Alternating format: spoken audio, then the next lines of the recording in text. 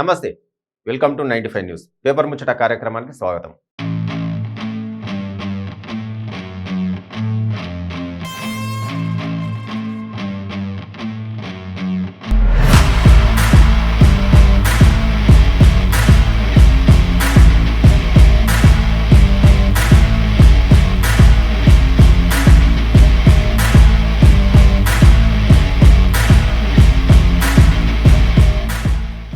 ఈరోజు వార్తాపత్రికల్లోని హెడ్డింగ్స్ ఏమున్నాయి, అసలు శీర్షిక ఏమేమి ఇచ్చిరో ఒక్కసారి చూద్దాం మనం.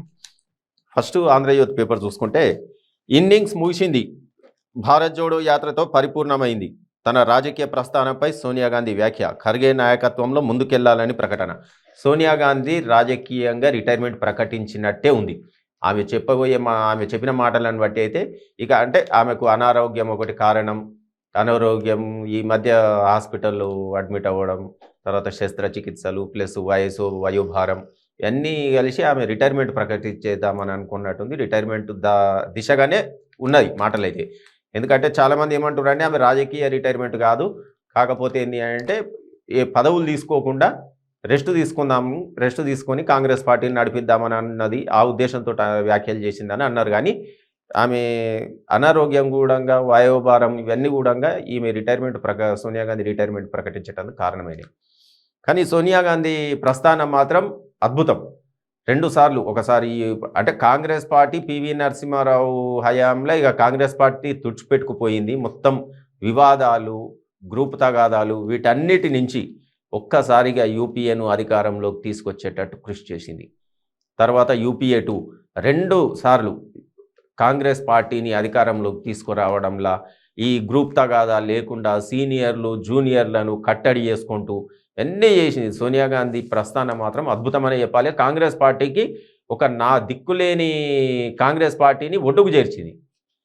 ఒక చుక్కాని సోనియా గాంధీ కాంగ్రెస్ పార్టీకి. అటువంటి ఆమె ప్రస్థానం ముగిసినట్టే. రాజకీయ ప్రస్థానం మీద అంటే సంచలన వ్యాఖ్యలు చేయడం అంటే కామెంట్ అయితే చేసింది, నేను రిటైర్మెంట్ అవుతున్నా అన్నట్టే చేసింది. కానీ ఏమవుతుందో చూడాలి. ఆమె రాజకీయంగా ప్రస్థానం ముగిస్తుందా, లేకపోతే ఇంకా కొనసాగుతూ ఇంకా ఆమె డైరెక్షన్లోనే కాంగ్రెస్ పార్టీ ముందుకు పోతుందా చూడాలి.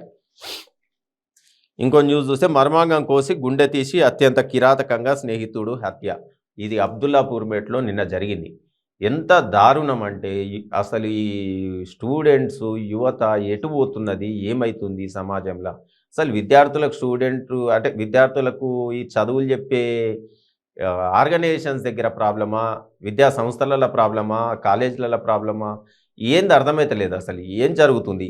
ఈ సినిమాలు చూసి ఈ విధంగా తయారవుతున్నారా, యూట్యూబ్లు చూసి సోషల్ మీడియా వచ్చినాక ఇంత సైకో లేక ఎందుకు తయారవుతారో అర్థమవుతుంది. ఒక అమ్మాయి కోసం, అమ్మాయిని సరే ప్రేమిస్తే, అయినా ఈ వయసులో ప్రేమేంది, చదువుకునే వయసులో సరే ప్రేమిస్తే ఇంత కర్కశంగా ప్రవర్తించాలనా? ఒక మనిషిని చంపడం ఏంది, ఆ చంపి పార్ట్స్ విడదీయడం ఏంది, ఆ పార్ట్స్ విడదీసి మళ్ళీ ఫోటోలు తీసుకోవడం ఏంది, ఫోటోలు తీసుకొని గుండెని బయటికి తీయడం ఏంది, పేగులు మెడలు వేసుకోవడం ఏంది, ఇదంతా అసలు ఎక్కడ పోతుంది ఈ సమాజం? స్టూడెంట్స్ చూసి అసలు ఈ సంఘటన వింటేనైతే ఘోరం అనిపిస్తుంది. ఈ గుండెల్లోనే కదరా ఈ అమ్మాయిని పెట్టుకున్నామని గుండెని వీకిండంట బయటికి. అసలు ఏమన్నా అర్థం ఉందా? ఇద్దరు స్నేహితులు, వాళ్ళిద్దరు కలిసి చదువుకున్నారు. కలిసి చదువుకున్న దగ్గర అమ్మాయి పరిచయం అయింది. ఆ అమ్మాయి పరిచయం అయితే ఇద్దరు కలిసి అంటే ఇద్దరి మధ్యన ప్రేమ వ్యవహారం నడిచింది. ఆ అమ్మాయి ఎవరి సైడ్ అనేది తర్వాత సంగతి. కాకపోతే ఏంటి అంటే ఇద్దరు ప్రేమించిరు. ఆ ఇద్దరు ప్రేమించిండు, మనసులో పెట్టుకున్నాడు. ఈ నవీన్ అనే హరిహర కృష్ణ అనే పిల్లాడు మనసులో పెట్టుకొని నవీన్ అనే తోటి స్నేహితుని చంపేసిండు. ఎంత దారుణంగా అంటే 3 నెలల ముందు నుంచే వ్యూహం రచించిండట. నార్కట్పల్లి పోయి షాపింగ్ మాల్ కత్తి కొన్నాడంట. కత్తి కొని అని ఫోన్ చేసి నవీన్ ఫ్రెండ్స్ పార్టీ చేసుకుందాం దా అని చెప్పి ఆ పిల్లాన్ని పిలిచి అబ్దుల్లాపూర్మేట్ దగ్గర ఓ రూమ్లో పార్టీ చేసుకొని అక్కడి నుంచి మళ్ళా జంగల్లోకి తీసుకుపోయి అక్కడ కావాలని ఆ ప్లాన్తో బాయ్స్ పెట్టుకొని ఆ ప్లాన్ని చంపినాక మెడను విడదీసిండట. మెడను విడదీసి గుండెని బయటికి తీసి పేగులు తీసి అసలు చెప్తుంటేనే హృదయ విదారకంగా ఉంది ఆ సంఘటన. ఇంత కర్కశంగా ఎందుకు ప్రవర్తిస్తున్నారు స్టూడెంట్స్? కనీసం ఇప్పుడైనా ఇప్పుడు ఏమైపోయింది? అమ్మాయి గురించి చంపినావు, అమ్మాయి ఆగనే తాగదు కదా, మ్యారేజ్ చేసుకుంటుంది కదా. ఇప్పుడు నువ్వేంది, ఈ ప్లాన్ ఏంది, ఈ ప్లాన్ పరిస్థితి జైలు గోడల మధ్య జీవితాన్ని గడపాల్సిన పరిస్థితి. అన్ని ఆధారాలు దొరికినాయి, అన్ని ఆధారాలు ఉన్నాయి. రేపు ప్రూఫ్ అవుతుంది.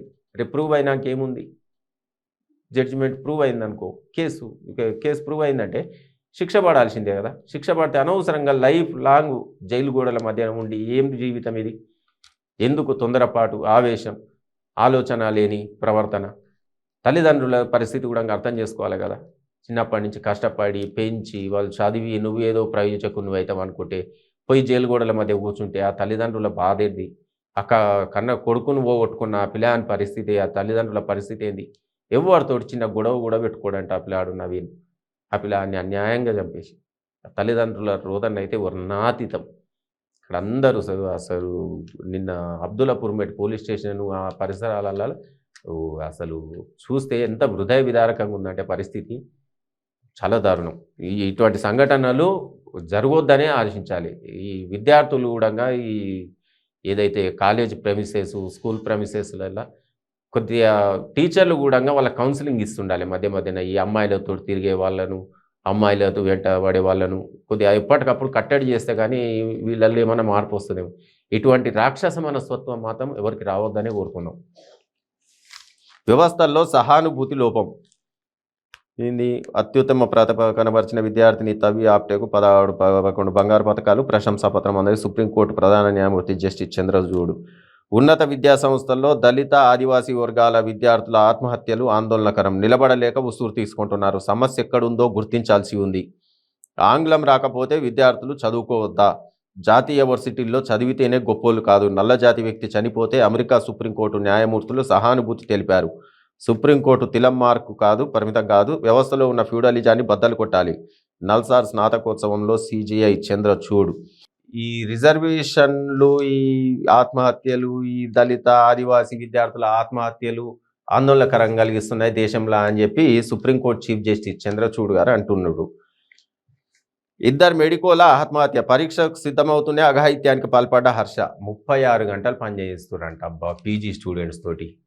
36 గంటలు పనిచేస్తుంటే వాళ్ళు ఇక ఆత్మహత్యలు చేసుకోక వాళ్ళు ఆందోళనకు గురయ్యి అసలు మొన్న ఒక అమ్మాయి ఆమె సూసైడ్ అటెంప్ట్ చేసింది. ఆమె ఇంకా సీరియస్గానే ఉంది ఆమె పరిస్థితి. కోలుకుంటుంది ఇప్పుడు అని ఓసారి అంటారు, ఓసారి ఏమో అత్యంత విషమం అంటారు, ఎక్మో ట్రీట్మెంట్ ఇస్తున్నామంటారు. మొన్న గవర్నర్ కూడా పోయి పరామర్శించింది. విద్యార్థుల స్టూడెంట్ ఆర్గనైజేషన్స్ మొత్తం ఆందోళన నిర్వహిస్తూనే ఉన్నాయి. ఏందైనా కానీ ఆ అమ్మాయి సూసైడ్ అటెంప్ట్ అనేది బాధాకరం.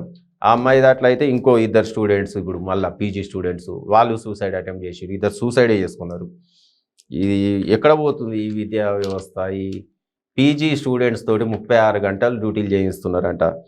తీవ్ర ఒత్తిడితో వైద్య విద్యార్థుల చిత్తు. వారానికి 48 గంటలే ఉండాలని నిబంధన. ఎక్కడుంది రూలు?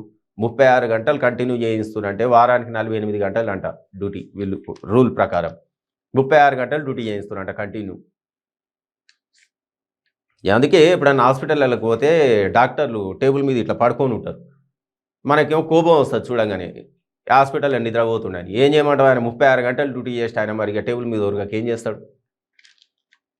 భారమంతా మెడికోలు పీజీలపైనే. దీనికి తోడు సీనియర్ల వేధింపులు, ర్యాగింగులు. వరంగల్లో పీజీ విద్యార్థిని ఆత్మహత్య యత్నం గుండెపోటుతో. మరికొందరు గుండెపోటు రాక ఏమైతే 36 గంటలు డ్యూటీలు చేస్తే నిద్ర లేకుండా ఏం లేకుండా. రూల్స్ మార్చాలి, నిబంధనలు సడలించాలి. 36 గంటలు ఏదైతే ఎక్కడైతే డ్యూటీ చేయిస్తారో వాళ్ళందరినీ ఉన్నతాధికారులు ఎంతమంది ఉన్నారో అంతమందిని సస్పెండ్ చేసి పడేయాలి. ఎట్లా డ్యూటీ చేయిస్తావు నువ్వు అని. నిబంధన ఏమో 48 గంటలు అని చెప్తుంది వారానికి. ఈడనేమో 36 గంటలు కంటిన్యూ చేయిస్తారు. వాళ్ళు సూసైడ్ అటెంప్ట్లు మానసికంగా వాళ్ళ పరిస్థితి ఏంది? వాళ్ళు ఏం రోగులకు చికిత్స చేస్తారు? వాళ్ళే రోగాల పాలవుకుంటూ. జేపీసీ వేయాల్సిందే. ఆదాని తప్పుల నుంచి మోడీని తప్పించుకోనివ్వం. ఆదాని మెగా కుంభకోణంపై ప్రశ్నలకు సమాధానాలు చెప్పకుండా మోడీ ప్రభుత్వాన్ని పారిపోనివ్వబోమని కాంగ్రెస్ 85వ ప్లీనరీలో రాజకీయ తీర్మానం స్పష్టం చేసింది. జేపీసీ అంటే జాయింట్ పార్లమెంట్ కమిటీ ఒకటి వేయాలి ఈ ఆదాని కుంభకోణాల మీద అని ఎప్పటి నుంచో కాంగ్రెస్ పార్టీ ప్లస్ విపక్షాలు డిమాండ్ చేస్తున్నాయి పార్లమెంట్లో. బీజేపీ ప్రభుత్వం మాత్రం ఇప్పటివరకు జేపీసీ వేయమంటారు. వీళ్ళు ఏమంటారు? అది వేసిందాక మేము వదలమని వీళ్ళు అంటారు. అసలు వాళ్ళు వేస్తారా వేయరా తెలియదు. కానీ ఆదాని వల్ల మాత్రం ఎల్ఐసికి బాగా ఎఫెక్ట్ పడ్డది. ఎల్ఐసి షేర్లు కూడా తగ్గిపోయినాయి. అసలు ఈ యాదానిది ఏందనేది ఇంకా బయటకు వస్తలేదు. అసలు కేంద్ర ప్రభుత్వం సీరియస్‌గా దీని మీద ఇన్వెస్టిగేషన్ చేసి ప్రజలకు సమాధానం చెప్పాల్సిన అవసరం అయితే ఎంతైనా ఉంది. అసలు ఈ యాదాని వల్ల నష్టపోయిన కంపెనీలెన్ని? ఆ నష్టపోయిన కంపెనీలు ప్లస్ దాంట్లో పెట్టుబడి పెట్టిన షేర్లు ఏవైతున్నాయో కామన్ పబ్లిక్ పెట్టిర్రు. వాళ్ళు ఎంత నష్టపోయిర్రు? వాళ్ళకు ఏ విధంగా నష్టపరిహారం అందించాలి? దీని మీద ఒక పరిష్కారం చేస్తే బాగుంటుంది కేంద్ర ప్రభుత్వం. 24 గంటల కరెంటుపై కేసీఆర్ చెప్పేవన్నీ కోతలే. రాష్ట్రంలో దోపిడీ చూసి పెట్టుబడులు రావట్లేదు. కుక్కలు పిల్లల్ని చంపేస్తున్నా పట్టించుకోరా. కుక్కలు పిల్లల్ని చంపేస్తున్నాయి అంటే చంపేస్తున్నాయి. మరి హైదరాబాద్ నగరంలో ఈ మధ్య చూడు స్టేట్ మొత్తం కుక్కల సీజన్ అయిపోయింది. ఇంతకుముందు రెగ్యులర్గా కూడా అవుతుండేనేమో కానీ బయటికి రాలేదు. ఎప్పుడైతే అంబర్పేట ఘటన అయిందో దాంతో పాటు ఇప్పుడు ఎక్కడ కుక్క కరిచినా ఇమీడియట్ హైలైట్ అవుతుంది. రాష్ట్ర జిహెచ్ఎంసీలో కూడా జిహెచ్ఎంసీ అధికారుల నిద్రమత్తే దీని అంతటి కారణం. ప్రభుత్వాన్ని ఏం తప్పు లేదు. ప్రభుత్వం ఏం తప్పు చేసింది? ప్రభుత్వం తప్పు కాదది. జిహెచ్ఎంసీ అధికారులు వాళ్ళ డ్యూటీ వాళ్ళు చేయాలి. ఈ వెటర్నరీ సెక్షన్ ఏదైతే ఉన్నదో వాళ్ళు రెగ్యులర్గా కుక్కలను పట్టుకొచ్చి వాటికి వ్యాక్సినేషన్ వేసి లేకుంటే వాటికి సర్జరీస్ ఏవైతే ఉంటాయో అవి చేసి వాటిని సురక్షిత కేంద్రాలకు తరలించాలి. వీళ్ళు ఏమైనా నెలనాడు జీతం తీసుకుంటుర్రు, ఆ డీజిల్ పేరుతోటి డీజిల్ పోయించుకుంటున్నారు, ఆ డీజిల్ అమ్ముకుంటున్నారు, ఆఫీసులలో కూర్చొని చైర్ వేసుకొని కూర్చుంటారు, బయటికి వెళ్ళేది లేదు, తిరిగేది లేదు. రోజు ఇంత డీజిల్ ఖర్చు అయిందని లెక్కలలో చూపించడం. వెటర్నరీ డిపార్ట్మెంటు ఈ జిహెచ్ఎంసీలో పైసలు తినేటందుకు అలవాటు పడ్డారు బాగా. అందుకే ఈ ఘటనలని. అసలు ప్రాబ్లం అంతా జిహెచ్ఎంసీ దగ్గర నుంచే ఉంది. ఫస్ట్ ఈ జిహెచ్ఎంసీల మీద చర్యలు తీసుకోవాలి. అసలు ఈ వెటర్నరీ సెక్షన్ మీద ఎంక్వైరీ చేయాలి. అసలు డీజిల్ ఎంత కాలింది, ఏ కాలనీలకు పోయిర్రు, ఆ కాలనీలలో పోయినట్టు డీజిల్ రాసిరు అనుకో లెక్కల, ఆ కాలనీలో పోయి కుక్కలను ఎత్తుకాలి. కుక్కలు ఉన్నాయనుకో ఆ డీజిల్ పైసలు కట్ చేయాలి, ఈయన జేబుల నుంచి వసూలు చేయాలి. అప్పుడు చక్కగా అవుతారు ఈ జిహెచ్ఎంసీ వాళ్ళు. ఆఫీసులలో కూర్చోవడు, మేము ఆ కాలనీ తిరిగినాం ఈ కాలనీ తిరిగినాం ఆ డీజిల్ లెక్కలు రాయడం, పైసలు తీసుకొని జేబులు వేసుకోవడం. ఈ కుక్కలు గారు ఒకటి ఏమైతే ఆ కుక్కలు రోడ్ల మీదనే ఉండే, మనుషులు పోతుంటే ఎంబడబడే కుక్క గడిచే, మొన్న చిన్న ప్లాన్ని అనవసరంగా చంపేసే. వీటన్నిటి కారణం జిహెచ్ఎంసీల నిర్లక్ష్యమే. ఫస్ట్ ఈ డీజిల్ లెక్కలు చూస్తారు, ఆ డీజిల్ లెక్కలు బయటికి తీయాలి. ఎట్టి పరిస్థితులలో డీజిల్ లెక్కలు బయటికి తీయాలి. ఎక్కడ ఏ కాలనీకి పోయిరు మీరు, ఈ కాలనీ పేరు రాసి ఉన్నారనుకో, ఆ కాలనీలో కుక్కలు కనిపిస్తే వీళ్ళ జేబులలో నుంచి పైసలు వసూలు చేయాలి, డీజిల్ లెక్కలు రాష్ట్ర పైసలని. అప్పుడు ఈ జిహెచ్ఎంసీ వాళ్ళు చక్కగా అవుతారు. జిహెచ్ఎంసీల నిర్లక్ష్యమే ఈరోజు కుక్కలు ఇన్ని గనం రెచ్చిపోతున్నాయంటే. ఎండాకాలం వస్తుంది ఇంకెక్కువ ఉంటాయి, పిచ్చిలు వేసి తిరుగుతాయి రోడ్ల మీద. అప్పుడు జనాలు ఎంబడి వాడి పిచ్చి కుక్కలు గరిచినాయి అని అంటారు. మరి పిచ్చిలు ఏం చేస్తాయి ఎండకు? ఆ తీరుగా రోడ్ల మీద వదిలేస్తే పట్టుకునేటానికి ఏమవుతుంది? వెటర్నరీ సెక్షన్ ఏం చేస్తుంది? తప్పు కదా. పబ్లిక్ను కూడా చూసుకోవాలి. ఏమైనా వస్తున్నాయి కదా, పన్నులు వస్తున్నాయి కదా, మేము తీసుకుంటాం కదా, మేము గోడలలో ఫ్లెక్సీలు వేసుకుంటాం కదా, రోడ్ల మీద ఫ్లెక్సీలు కట్టుకుంటాం, హోర్డింగులు పెట్టుకుంటాం, అది కాదు కదా. నెక్స్ట్ ఈనాడు పేపర్. ఈనాడు పేపర్ ఫస్ట్ పేజీ మొత్తం ప్లీనరీదే ఉంది. దీని సెకండ్ మళ్ళీ ఇంకో పేపర్ సెపరేటు. ఉన్నత విద్యా వ్యవస్థలో లోపాలు ఉన్నాయి, ఎదుటి వారిని అర్థం చేసుకునే విధానాలు రావాలి. దళితులు ఆదివాసీల ఆంగ్లాన్ని ఆహార్యాన్ని అపహాస్యం చేయడం సరికాదు. న్యాయ విద్యలో క్లినికల్ విధానం అవసరం. నల్సార్ స్నాతకోత్సవంలో సిజేఐ. సుప్రీంకోర్టు చీఫ్ జస్టిస్ నిన్న నల్సార్ యూనివర్సిటీ స్నాతకోత్సవానికి పోయిండు చంద్రచూడు. అక్కడ ఆయన మాట్లాడాడు. భారత్ జోడో ముగింపుతో నా ఇన్నింగ్స్ ముగింపు. యువత ఖర్గే నేతృత్వంలో ముందుకెళ్లాలి. ప్లీనరీలో సోనియా గాంధీ పిలుపు. ఆమె నాయకత్వంపై నేతల ప్రశంసలు. నాయకత్వం మంచి నాయకత్వమే. ఇప్పుడు మల్లికార్జున ఖర్గే ఏం చేస్తాడో చూడాలి. ముందే జూనియర్లు సీనియర్లు అని ఒకటే గొడవ. ఇప్పుడు మన తెలంగాణలో అయితే ఇంకా ఘోరం. ముందుకు పోతుంటే వెనక గుంజుతూ ఉంటారు, సీనియర్ల మేము అని. వీళ్ళు పని చేయరు, ఇంకోళ్ళని పని చేయనియరు. ఇదే పని. వీళ్ళకి పోస్టులు కావాలి. సపోర్ట్ చేయకుండా వీళ్ళందరినీ సిడబ్ల్యూసీకో ఏఐసీసీకో తీసుకొని ఢిల్లీలో కూర్చోబెట్టి తలా ఒక క్యాబిన్ ఇచ్చి సీనియర్లందరినీ ఆ క్యాబిన్లలో కూర్చోబెట్టాలి. అప్పుడు ఇక్కడ తెలంగాణలో కాంగ్రెస్ పార్టీ ఏమైనా బాగుపడుతుంది. ఫస్ట్ ఈ సీనియర్లందరినీ ఢిల్లీకి పిలుచుకోవాలి. ఒక్కొక్క స్టేట్ ఉందిగా, అన్ని స్టేట్లలో ఒక్కొక్క స్టేట్లలో ఏఐసీసీ సిడబ్ల్యూసీ అట్లా ఆయా పీసీసీల కమిటీలు వేసి అక్కడ ఒక క్యాబిన్ తయారు చేసి క్యాబిన్లో కూర్చోబెట్టి ఈ క్యాబిన్లో కూర్చోరా బాబు, నువ్వే మొత్తం ఇన్ఛార్జ్, మొత్తం ఈ రాష్ట్రాన్ని మొత్తం నువ్వే పాలించని చెప్పి ఇచ్చేసేయాలి.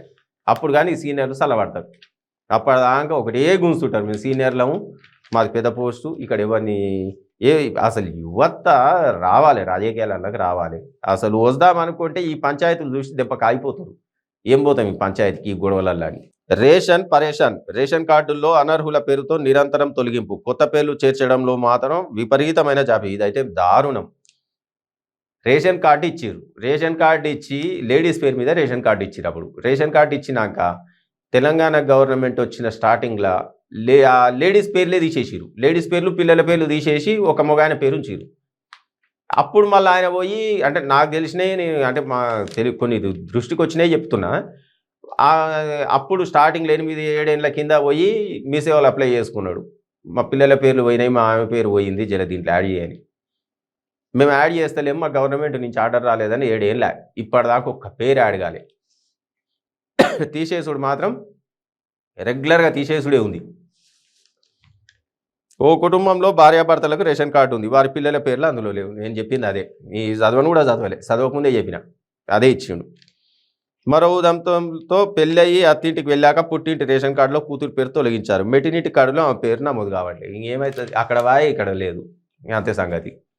కొత్త యాడ్ అనే వరకు డిఎంహెచ్ఓ ఏమంటారు, డిఎస్ఓ వాళ్ళు డిఎస్ఓని అడిగితే డిఎస్ఓ ఏమంటారు, మాకు గవర్నమెంట్ నుంచి ఆర్డర్ రాలేదండి. ఏఎస్ఓని అడిగితే ఏఎస్ఓ ఏమంటాడు, డిఎస్ఓ చేతులు ఉంటుందండి, మా చేతులు ఏం లేదండి. మరి ఎవరు చేయాలి దీన్ని? పేర్లు అయితే తీసేసిర్రు టక్క టక్క. బతికి సచినోళ్ళే తీసేసిర్రు, లేకపోతే పెళ్లి చేసుకొని వేరే ఊరు పోయిర్రు అంటే అర్థం ఉంది.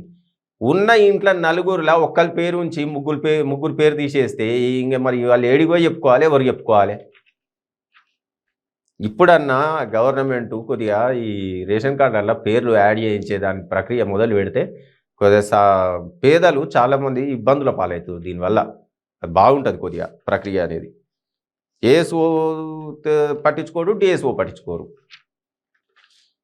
తల మొండెం వేరు చేసి గుండెం చీల్చి, ఇది ఎంత తక్కువ చెప్పుకుంటే అంత బెటరు. ఈ అంత క్రైము అసలు సినిమాలల్లో యూట్యూబ్లలో చూసి ఇట్లా తయారవుతారు ఈ పిల్లలు. ఫస్ట్ వీళ్ళకు కౌన్సిలింగ్ ఇవ్వాలి కాలేజ్ స్టూడెంట్స్కు, ఎందుకు ఇట్లా తయారవుతారు అని. ఆ బస్సులో పోతుంటే కూడా పిల్లలు తిట్టుకుంటుంటారు. ఎట్లా తిట్టుకుంటారు, అన్ని బూతులే మాట్లాడుతుంటారు. నోట్ల నుంచి వచ్చే ప్రతి మాటలో ఒక బూత్ ఉంటుంది. ఆ పక్కన కూర్చున్న చెవులు మూసుకోవాల్సిందే ఆ బూతులు వినుకుంటూ. ఎందుకు ఇట్లా మాట్లాడతారు? చదువుకునే పిల్లలే కదా. వాళ్ళకి ఫస్ట్ టీచర్ల దగ్గర నుంచి లేదా, లేకపోతే వీళ్ళే అట్లా తయారవుతురా, సొసైటీ అట్లా వీళ్ళని అట్లా తయారు చేసి అర్థమైతే లేదు. ఇది సొసైటీ ఇది తప్ప అనలేము, వీళ్ళను తప్ప అనలేము, టీచర్లను తప్ప అనలేము. ఎక్కడ జరుగుతుందో మిస్టేక్ అనేది తెలియదు కానీ ఘోరం. ఇవే అండి ఈరోజు పేపర్ ముచ్చట కార్యక్రమంలో ప్రధాన పత్రికల్లో వచ్చిన శీర్షికలు. మరో పేపర్ ముచ్చట కార్యక్రమంతో మళ్ళీ కలుద్దాం. Stay tune to 95 news.